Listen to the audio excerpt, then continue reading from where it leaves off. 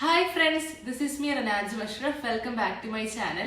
ഇന്നത്തെ വീഡിയോ എന്താണെന്ന് വെച്ചാലും എൻ്റെ കോളേജിനെ കുറിച്ചും കുറേ കാര്യങ്ങളൊക്കെ കുറേ പേര് ചോദിക്കുന്നുണ്ട്. അപ്പോൾ ഞാൻ മുമ്പ് വീഡിയോസിലൊക്കെ പറഞ്ഞ കാര്യങ്ങളൊക്കെ തന്നെയാണ്, പക്ഷെ അത് കാണാനിട്ടായിരിക്കും ഷോർട്സിലൊക്കെ വന്ന് കുറേ പേര് ഇങ്ങനെ വീണ്ടും കമന്റ് ചെയ്യുന്നുണ്ട്. അപ്പോൾ അതുകൊണ്ട് ഞാൻ വിചാരിച്ചു ഇന്ന് എല്ലാ കാര്യങ്ങളും ക്ലിയർ ആക്കിയിട്ട് ഒരു വീഡിയോ ചെയ്യാമെന്ന്. അപ്പോൾ അതാണ് ഇന്നത്തെ video. So let start. So ആദ്യം തന്നെ എനിക്ക് പറയാനുള്ളത്, കുറച്ച് പേരൊക്കെ ചോദിച്ചതാണ് ബയോ സയൻസ് എടുത്തിട്ട് എന്തുകൊണ്ടാണ് എഞ്ചിനീയറിംഗ് ചൂസ് ചെയ്തത് എന്നൊക്കെ.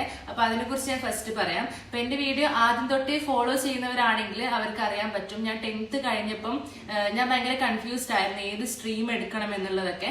കുറെ പേര് എൻ്റെ അടുത്ത് അത് ചോദിക്കുന്നുണ്ടായിരുന്നു, തന്നെ ഏതെടുക്കും അങ്ങനെ കുറെ കാര്യങ്ങളെ കുറിച്ചൊക്കെ. അപ്പൊ ഞാൻ വിചാരിച്ചത് ഇങ്ങനെ പ്രത്യേകിച്ച് ഞാൻ കോമേഴ്സ് എടുക്കുക അല്ലെങ്കിൽ ഹ്യൂമാനിറ്റീസ് എടുക്കുക അങ്ങനെയൊക്കെയാണ് വിചാരിച്ചത്. കാരണം ആദ്യം നമ്മൾ ചെറുപ്പത്തിലെ ഒരു ആഗ്രഹങ്ങളൊക്കെ ഉണ്ടാവില്ല, ടീച്ചർ ആകാം അല്ലെങ്കിൽ IAS ആകാം. അപ്പൊ അങ്ങനെ ഇതിൽ ഏതെങ്കിലും സ്ട്രീം ഒക്കെ എടുക്കാനായിരുന്നു വിചാരിച്ചിട്ടുണ്ടായത്. അപ്പൊ എന്റെ ഉമ്മയുടെ ഒരു കസിൻ ഉണ്ട്, ഡോക്ടറാണ്. അപ്പൊ അവര് പറഞ്ഞു ഇതെടുക്കണ്ട, ഒരു പ്ലാനും ഇല്ലെങ്കിൽ ബയോ സയൻസ് തന്നെ എടുത്താൽ മതി എന്ന് പറഞ്ഞായിരുന്നു. അപ്പൊ ഞാൻ എന്നിട്ട് എനിക്കൊരു സമാധാനമായില്ല, കാരണം ആ സമയത്ത് തന്നെ എനിക്ക് MBBS പോകാൻ ഒരു ആഗ്രഹം ഉണ്ടായിരുന്നില്ല.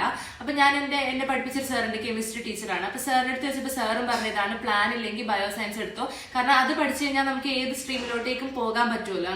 അങ്ങനെ ഞാൻ വിചാരിച്ചു ഓക്കെ അതെടുക്കാം. ടഫ് ആണോ എന്നുള്ളതൊന്നും ഞാൻ നോക്കിയില്ല, കാരണം ഏത് സ്ട്രീം എടുത്താലും ഞാൻ പഠിക്കുന്ന എനിക്ക് ഉറപ്പായിരുന്നു. അപ്പൊ അതുകൊണ്ടാണ് ഞാൻ ബയോ സയൻസ് എടുത്തത്. കാരണം ഇങ്ങനെ MBBS ആകാൻ ഡോക്ടറിന് പോകാം എന്ന് വിചാരിച്ചിട്ടൊന്നും അല്ല ഞാൻ എടുത്തത്, ഒരു പ്ലാനും ഇല്ലാത്തതുകൊണ്ട് ഞാൻ ബയോ സയൻസ് എടുത്തതായിരുന്നു. അപ്പൊ അതാണ് ഫസ്റ്റ് ക്വസ്റ്റ്യൻ.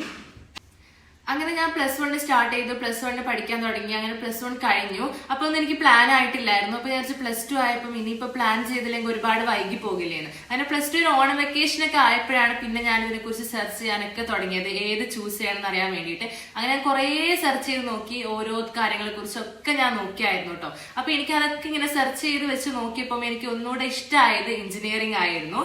അപ്പൊ ഞാൻ അങ്ങനെ അത് എഞ്ചിനീയറിംഗ് ആണെന്ന് അറിഞ്ഞ ശേഷം അതിലും ഉണ്ടല്ലോ കുറെ നമുക്ക് ഇങ്ങനെ സ്ട്രീമുകളൊക്കെ. അപ്പൊ അതിൽ ഏത് ഡിപ്പാർട്ട്മെന്റിൽ ഏത് ചൂസ് ചെയ്യണം എന്നുള്ളത് അതും ഞാൻ ഇതേപോലെ കുറെ സെർച്ച് ചെയ്തും കുറെ പേരെടുത്ത് ചോദിച്ചും ഒക്കെ നോക്കിയായിരുന്നു. അപ്പൊ അങ്ങനെ സിലബസും നോക്കിയായിരുന്നു ഞാൻ, ഓരോന്നിന്റെ ഏതൊക്കെയാണ് വരുന്നുള്ളതെന്നും പിന്നെ ക്ലാസ്സുകളൊക്കെ എടുത്ത് നോക്കിയിട്ടുണ്ടായിരുന്നു ഞാൻ. അപ്പൊ എനിക്ക് കുറച്ചും കൂടി എനിക്ക് അതിൽ ഇഷ്ടമായത് കമ്പ്യൂട്ടർ സയൻസ് ആൻഡ് എഞ്ചിനീയറിംഗ് ആയിരുന്നു. അപ്പൊ ഞാൻ വിചാരിച്ചു അത് ചൂസ് ചെയ്യാന്ന്. ഓക്കെ, അപ്പൊ അങ്ങനെ ഞാൻ കീം എഴുതിയിട്ടുണ്ടായിരുന്നു. അപ്പൊ കീം എഴുതിയപ്പം എനിക്ക് എന്റെ റാങ്കിൽ ഒരു കോളേജ് കിട്ടി. അപ്പം കുറെ പേര് ചോദിച്ചു എന്തുകൊണ്ടാണ് ഗവൺമെന്റ് ചൂസ് ചെയ്യാത്ത അങ്ങനെയുള്ള കാര്യങ്ങളെ കുറിച്ച്. ഇതൊക്കെ ഞാൻ മുമ്പത്തെ വീഡിയോസിലൊക്കെ പറഞ്ഞിട്ടുണ്ട്, പക്ഷെ എന്നാലും ഒന്നുകൂടെ പറയാം.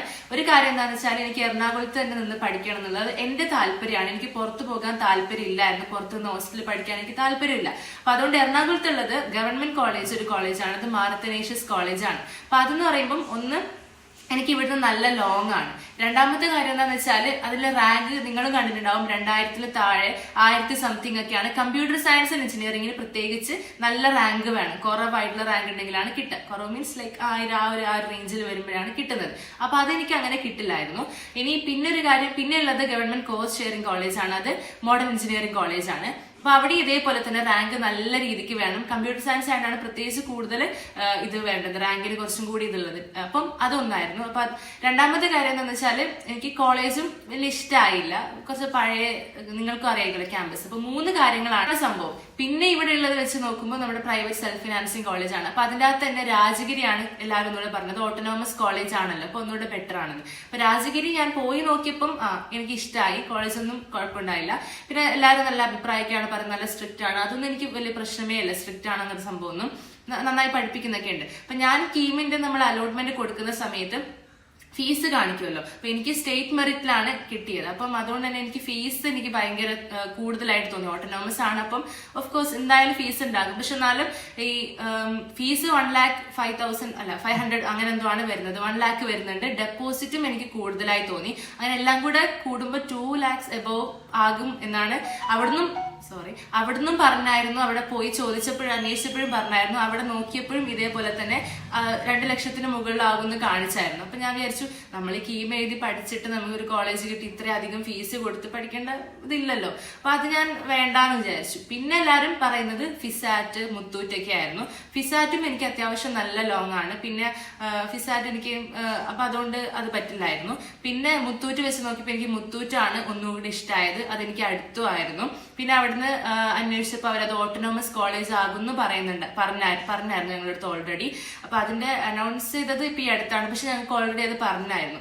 അപ്പൊ ഞാൻ വിചാരിച്ചു ഓക്കെ അത് വെക്കാന്ന്. അപ്പൊ ഞാൻ അതായിരുന്നു ഓപ്ഷനിൽ ഞാൻ ഓൾറെഡി പറഞ്ഞായിരുന്നു അത് ഹൈ വെച്ചത് അതാണെന്ന്. ഹയർ ഓപ്ഷൻസിൽ മോഡൽ കഴിഞ്ഞപ്പോൾ പിന്നെ ഞാൻ അതാണ് വെച്ചതെന്ന് പറഞ്ഞായിരുന്നു. അപ്പൊ എനിക്ക് അവിടെ കിട്ടി. പിന്നെ അവിടെ എനിക്ക് ഇഷ്ടമായ ഒരു കാര്യം എന്താണെന്ന് വെച്ചാൽ അവിടെ ഫീസ് സ്ട്രക്ചർ ആണ്. അത് കുറെ പേര് ചോദിക്കുന്നുണ്ട്. അപ്പൊ അത് ഞാൻ വീഡിയോയിൽ കാണിച്ചു തരാം. അവിടെ നമുക്ക് സ്കോളർഷിപ്പ് അവൈലബിൾ ആണ്. അതായത് നമ്മുടെ +2 മാത്തമാറ്റിക്സിന്റെ മാർക്സും അതുപോലെ തന്നെ നമ്മുടെ കീം റാങ്കും അനുസരിച്ച് നമുക്ക് സ്കോളർഷിപ്പ് കിട്ടുന്നുണ്ട്.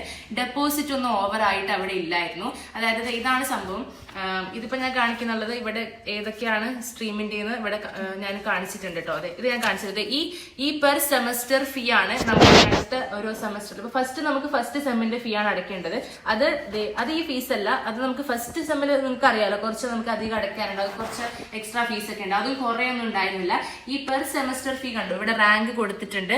അത് ഇനി അടുത്ത സെം ആകുമ്പോൾ ഓരോ റാങ്കുകാരും ഈ ഒരു ഫീസ് ആണ് അടയ്ക്കേണ്ടത്.